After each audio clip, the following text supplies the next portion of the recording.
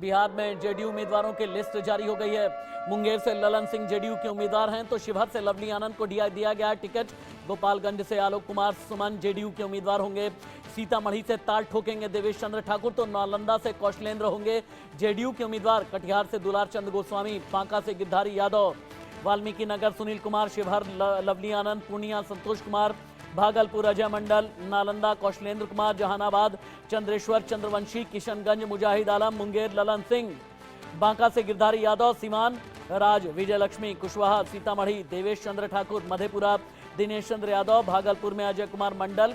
जब जातियों की बात आती है तब बांका से गिरधारी यादव, गोपालगंज में डॉक्टर आलोक कुमार सुमन, जहानाबाद चंद्रेश्वर चंद्रवंशी, झंझारपुर रामप्रीत मंडल। यानी ये जेडीयू की लिस्ट है। इंडिया न्यूज संवाददाता रितेश ज्यादा जानकारी के साथ लाइव है। रितेश, भागलपुर, बांका, गोपालगंज, जहानाबाद, झंझारपुर, कटिहार, मधेपुरा, मुंगेर, नालंदा, पूर्णिया, सुपौल, वाल्मीकि नगर, यहाँ के प्रत्याशियों के नाम जेडीयू की तरफ से तय हो गए हैं। जातिगत समीकरण के लिहाज से आप कैसे देखते हैं? अब बिल्कुल देखिए, सबसे बड़ी बात है कि जेडीयू ने पूरी एक फुल प्रूफ प्लानिंग के तहत प्रत्याशियों के नाम का ऐलान किया है। और ये इंडिया न्यूज सबसे पहले हमने बताया था कि कौन कौन से संभावित प्रत्याशी हैं, और हमारी खबर 100% सत्य साबित हुई है।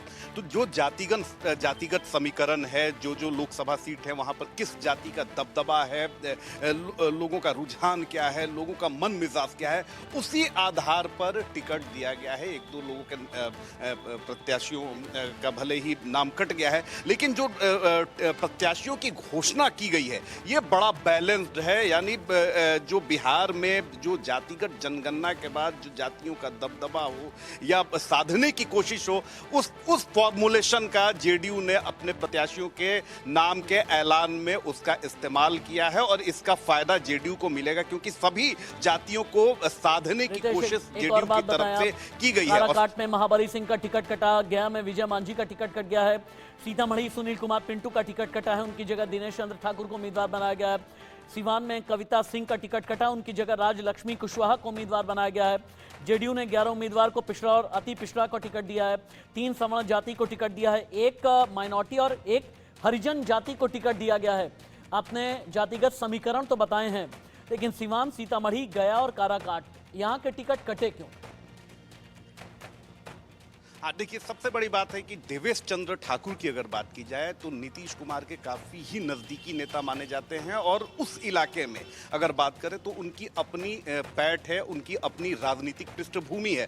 दूसरी तरफ अगर सुनील कुमार पिंटू की बात करें, उनका टिकट क्यों कटा, तो उन्होंने अगर पिछले 1 साल की बात करें तो वो लगातार जेडीयू के खिलाफ उनके बगावती तेवर निकल कर सामने आ रहे थे। जब जेडीयू महागठबंधन में शामिल हुई थी तभी से वो विरोध करते आ रहे थे, और यही विरोध उन पर भारी पड़ गया है। कविता सिंह की बात करें तो स्थानीय स्तर पर उनके बारे में यही निकल कर आ रहा है कि ना तो जेडीयू कार्यकर्ता को वो साधने में सफल रही हैं, ना बीजेपी उनके साथ जाने के लिए तैयार थी। तो वहां पर एक एंटी इनकम्बेंसी का मामला था। दूसरी तरफ जो कार्यकर्ता हैं वही नाखुश अगर चलेंगे तो फिर नेता को आखिर वहां से टिकट कैसे मिल सकता है। महाबली सिंह को बनाने के पीछे, टिकट कटने के पीछे की वजह है क्योंकि ये जो सीट है वो चली गई उपेंद्र कुशवाहा के पाले में। उपेंद्र कुशवाहा वहां से चुनाव लड़ेंगे। तो ये तमाम जो चीजें हैं ये उसके पीछे ठोस वजहें हैं। और 1-2 लोगों के जो टिकट कटे हैं उसके पीछे ठोस वजह है। पार्टी का जो अपना आंतरिक जो सर्वे जो उसकी टीम है उसने पता लगाया कि अगर इन लोगों को दोबारा रिपीट किया जाएगा तो पार्टी को कितना बड़ा नुकसान हो सकता है। और बिहार में 40 सीटों को जीतने का दावा जेडीयू और बीजेपी करती हैं। आप देखिए कि 40 में 39 सीटें इनके खाते में हैं। तो कहीं ना कहीं वो प्रेशर है कि 40 में 39 सीट तो कैसे भी आ जाए, क्योंकि उससे 1 सीट भी अगर आप नीचे जाते हैं तो आप पर बड़ा सवाल होगा। और यही कारण है कि चाहे बीजेपी हो, जेडीयू हो, एलजेपी हो, प्रत्याशियों के एक बार फिर से अपने व्यूअर्स की जानकारी के लिए बता दें, लोकसभा चुनाव को लेकर जेडीयू ने अपने 16 उम्मीदवारों की लिस्ट जारी की है।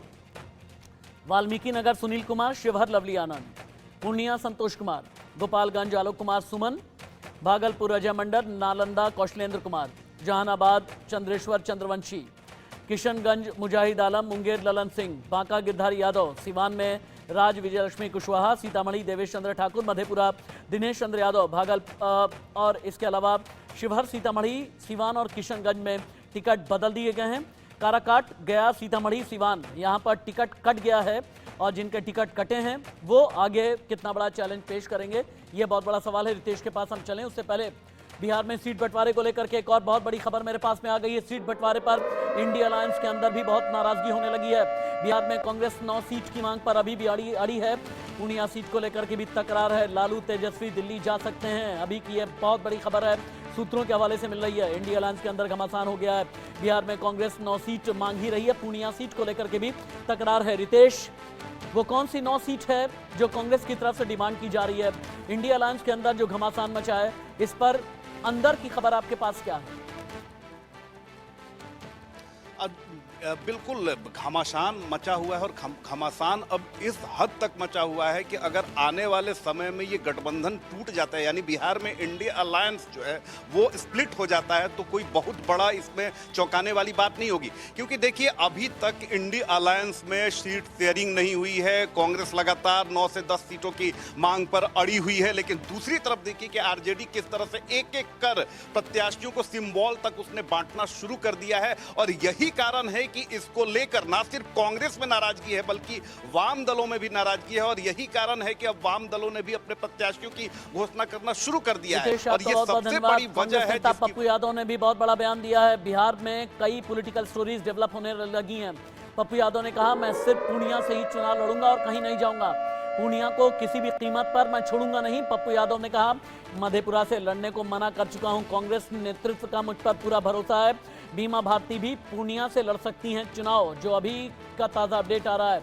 और पप्पू यादव ने कह दिया कि पूर्णिया को किसी भी कीमत पर नहीं छोड़ेंगे। मधेपुरा से लड़ने को लेकर के मना कर चुके हैं। पप्पू यादव को एक बार सुनाया जाए। आप चुनाव, अब लालू जी की अपनी तरीके हैं, उस परिवार की।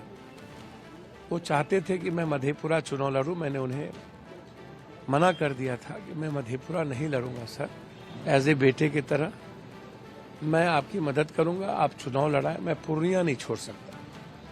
उनकी इच्छा थी कि मैं राजद ज्वाइन करूं, लेकिन पहले ही जब कांग्रेस परिवार, राहुल जी और प्रियंका जी का सानिध्य इस तरीके से और विश्वास मेरे प्रति उन्होंने किया, तो मेरे लिए वो काफ़ी था। मैं कांग्रेस ज्वाइन किया।